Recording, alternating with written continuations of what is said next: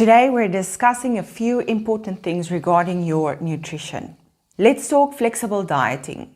Flexible dieting is where you choose specific foods that you want to eat while making sure that it fits your calories and macros for the day, rather than following a strict meal plan. Now, one thing that I would like to make perfectly clear is that there are no such thing as bad foods, just bad amounts. But every type of food plays its role in the fitness industry. Food is energy, and I'm not talking about I had breakfast this morning, so I'm full of energy and ready for the day. I'm talking about frequency and vibrations. Just like we, human beings, are made up of energy. When we are in a state of gratitude, love, and happiness, we operate from a higher frequency. But when we are in a state of anger, fear, guilt, and anxiety, we operate from a lower frequency. And so does food. Here's an example. Let's say, for argument's sake, that a McDonald's burger contains the exact same amount of calories, carbs, protein, and fat than a chicken breast and sweet potato meal. But the McDonald's burger, being processed food, operates from a lower frequency, and it might leave you feeling a bit more lethargic. It can potentially cause more inflammation and water retention, and possibly leave you feeling unsatisfied. You know, that feeling of always wanting more and more and more.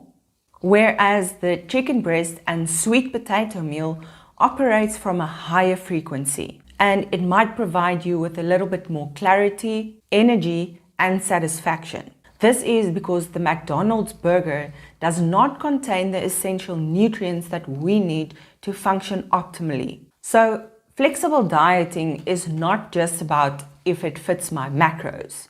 Flexible dieting also has some rules. It's called the 80-20% rule. This means that 80% of your diet should be high quality, nutrient dense foods, and 20% can come from the food that you enjoy.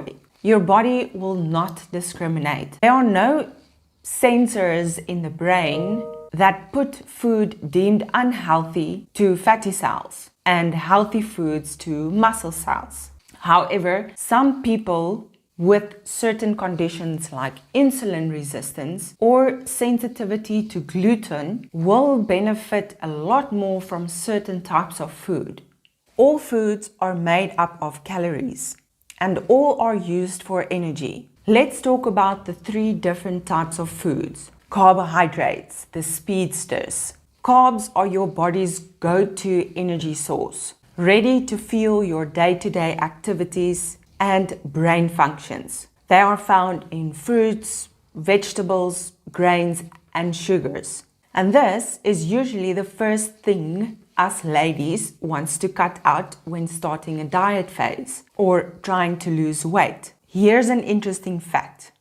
1 gram of carbs contains exactly the same amount of calories than 1 gram of protein, which is 4 calories. Now, it doesn't make sense that this is the first thing that we cut out. Sure, carbs contain a lot more water and can be taken up differently within each individual's body.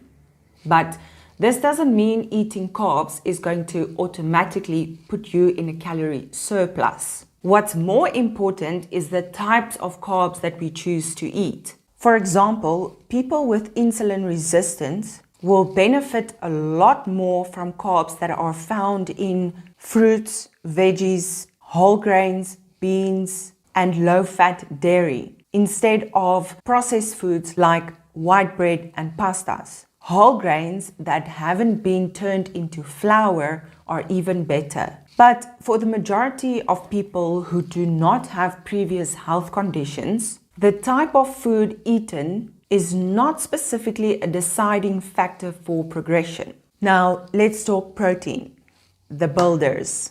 Essential for repair, and growth. Protein are your body's construction workers, busy at work rebuilding your muscle and supporting your immune system. Many times when people are struggling to reach their protein intake, they aren't choosing the right types of protein. You can get protein in cheese, in milk, and in nuts. But we want to focus on lean protein.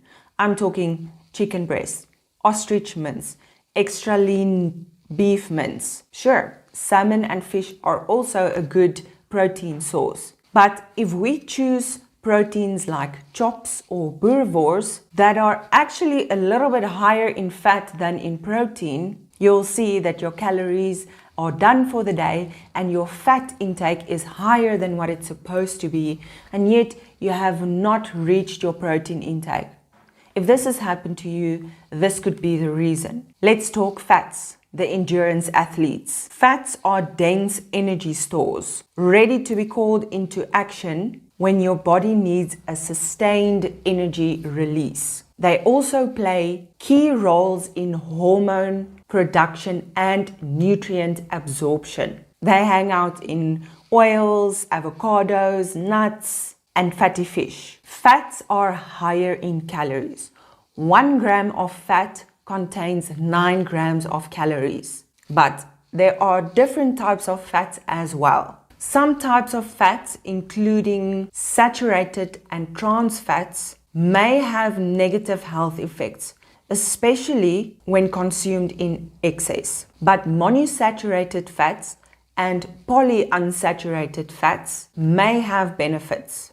Most saturated fats are animal fat, like fatty cuts of beef, pork and lamb, chicken with skin, high-fat dairy foods like whole milk, butter, cheese, sour cream and ice cream, as well as in tropical oils. Eating too much of these saturated fats can increase blood cholesterol levels and LDL. That's your bad cholesterol levels. Trans fat appears in foods that contain partially hydrogenated vegetable oils. These are the worst fats for you. You will find them in fried foods, margarines, baked goods, and processed snack foods. So what is left? Monosaturated fat. Research has consistently shown that eating foods that contain monosaturated fats can improve your blood cholesterol levels and decrease your risk for cardiovascular disease. These foods include nuts, olive oil, peanut butter, almond butter, and avos. Then we have polyunsaturated fats. These fats are the essential fats because the body cannot make them, and we need to get these fats from food. Plant-based foods and oils are the primary source of this fat. Omega-3 fatty acids. Omega-3 fatty acids has been shown to be particularly beneficial for your heart health. Salmon, sardines, trout, walnuts, flax seeds, and chia seeds are some of the food that contains omega-3 fatty acids. Healthier fats are an important part of your diet, but it's still crucial to moderate your consumption because all fats are high in calories. Now that you understand these food types a little better, when you are planning your meals for the next week, I would like you to take these things that I've talked about into consideration. How does certain types of food make you feel? And what is best for you as an individual? What works very well for me is sticking to the same meals throughout the week. Basic, simple, clean, full of nutrients. And over the weekend, I might change things up around a bit.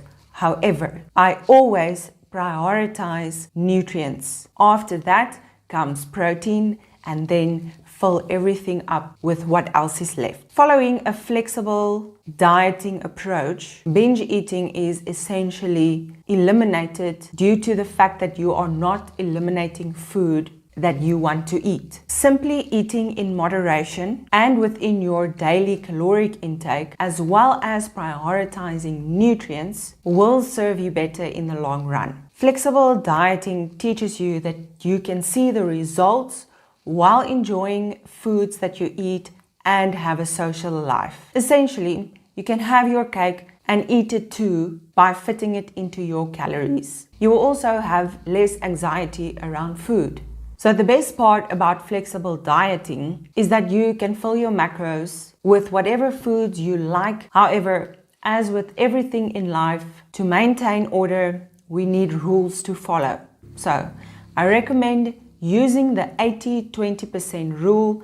Make sure that 80% of your diet on a daily basis is nutrient-dense foods, lean proteins, good carbs, and good fats. This rule will help you improve and maintain your overall health. 80% of your diet should come from nutritious whole foods, and 20% can be used towards your guilty pleasures if they fit your macros.